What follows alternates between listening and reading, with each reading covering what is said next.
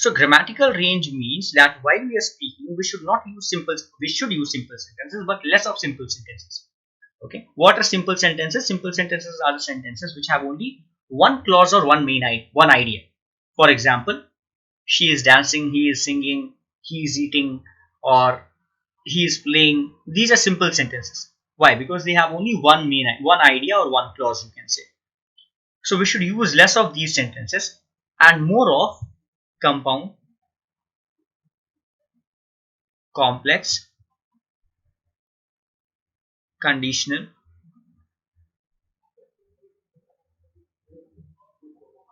and passive statements.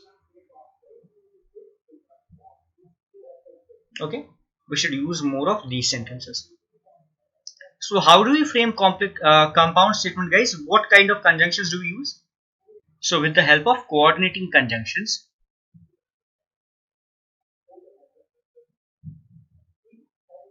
we frame compound statements. Now what are coordinating conjunctions? You can remember coordinating conjunctions by remembering an acronym, fanboys.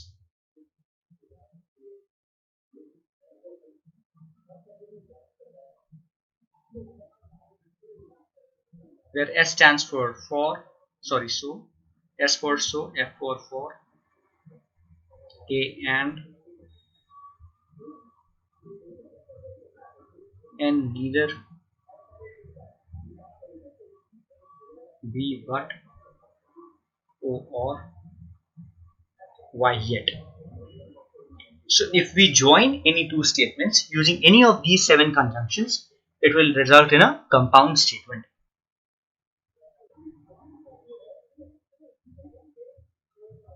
She is studious,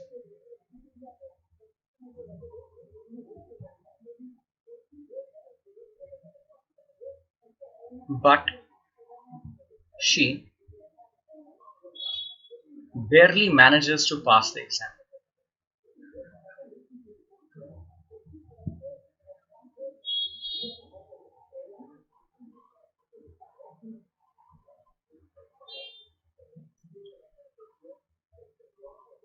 Whenever you use a coordinating conjunction, whenever you use fanboys, there should always be a comma before the conjunction in fanboys.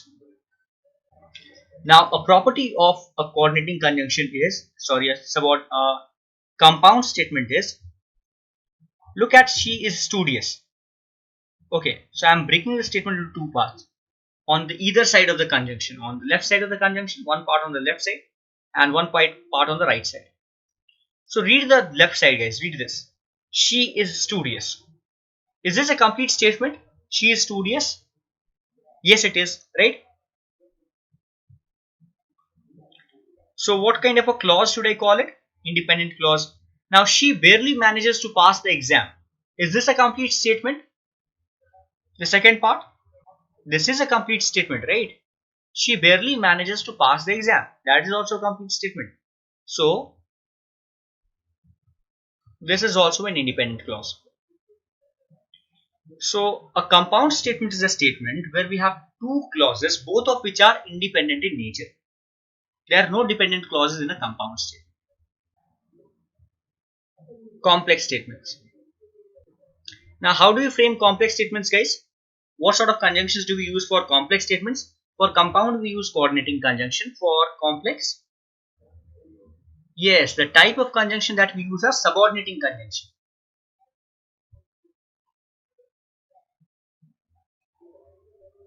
Coordinating conjunction and subordinating conjunction.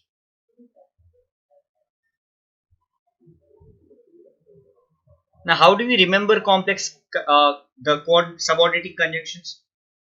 What's the way of remembering it? On a white bus. Yes. So where O stands for only if, N stands for neither, A stands for although or after, WH stands for when, where, which, who, H stands for however, I stands for in spite of or instead. T stands for though.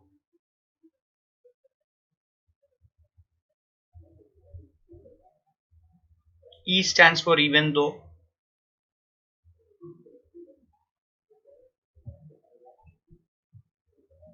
B stands for because or before. U stands for until or unless. And S stands for since. Okay guys, with actually N doesn't stand for neither. I'm sorry. Let me make a correction here. It stands for now that. So we can say case 1, where we can start the statement with a subordinating conjunction. So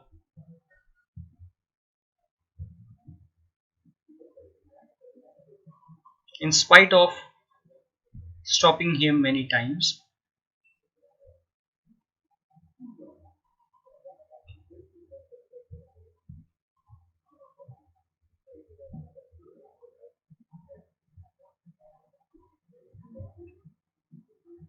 he goes to play.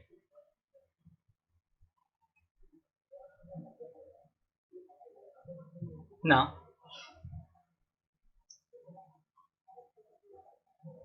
whenever we start the statement with the help of a subordinating conjunction, the statement can actually be divided into two parts, okay, which are divided by comma. Now, this is the first part, and this is the second part. The first part says in spite of stopping him many times, and the second part says he goes to play. Now, out of the part 1 and part 2, which one is a complete statement? So guys, part 2 has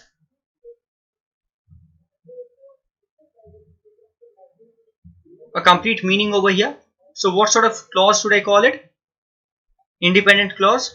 Whereas does the first one make sense? If I tell you in spite of stopping him many times, and I stop over there, is that a complete statement? Does it make sense?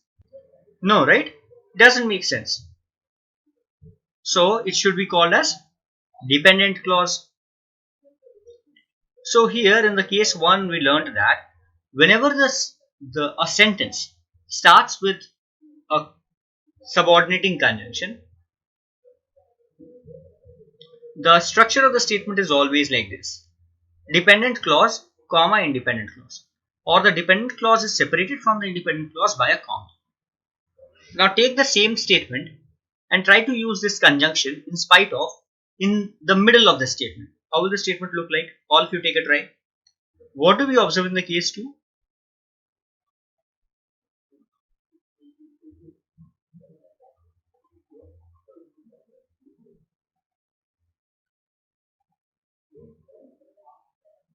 In spite of stopping him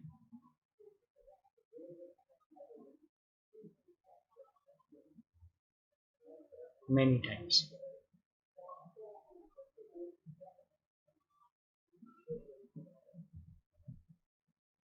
So here we can see that again, if I split this statement into two parts,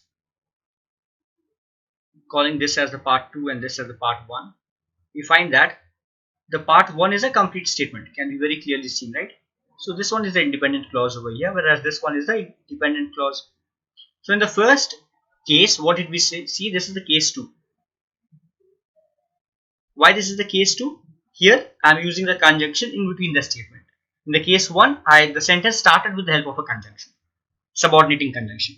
So what did we see over there? That the first part of the statement is a dependent clause and the second part is the independent clause, and they both are separated with the help of a comma. A punctuation is required to separate them. But when we take the case 2, where the conjunction is used in between the statement, how does the statement look like? The structure of the statement, it is independent clause directly followed by the dependent clause. There is no punctuation separating them.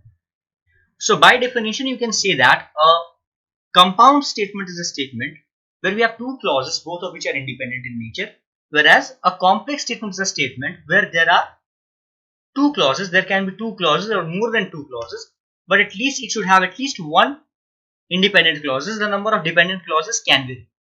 It can have several dependent clauses, but definitely one independent clause has to be there, right? So it's a combination of dependent and independent, a compound statement.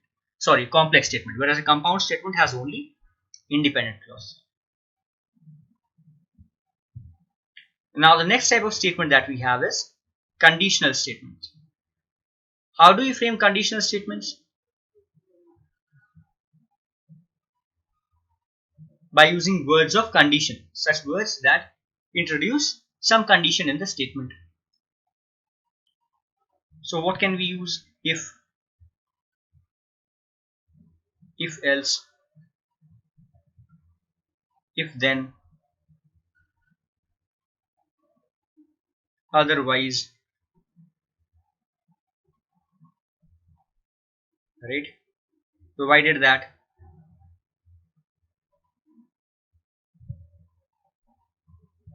given that,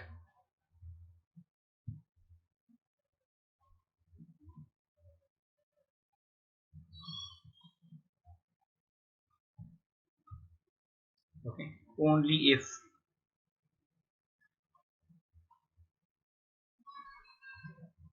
If we use any of these words, it will introduce some kind of a condition in the statement, right? And the last type of the statement is passive statement. Now, how do you frame passive statements? So for this, let's take a simple statement first. So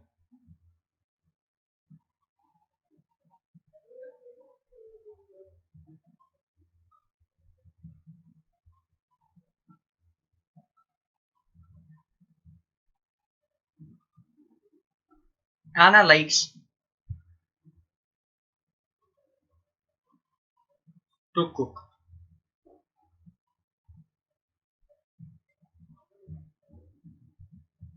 Okay.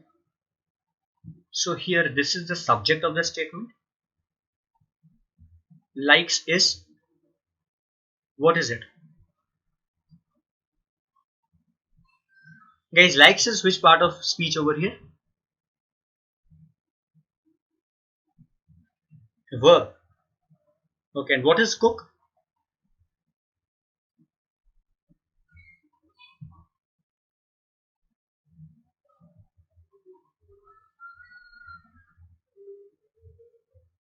Object. Good. Object for the verb like. So if I want to make this statement, now this statement is an active voice. Why this statement is an active voice? Because who is the doer of the action? The action is likes to cook. Who likes to cook? Anna likes to cook. So the doer of the action is Anna, or the one whom we are talking about. The subject is the Anna. So when you make the subject the object of a statement, sorry,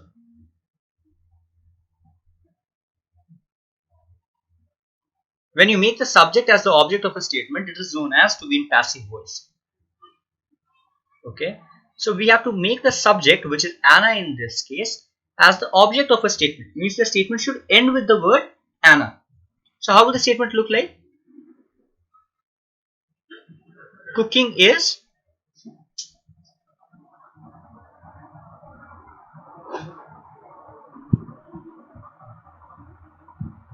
loved by Anna. Sorry, liked by Anna. Yes.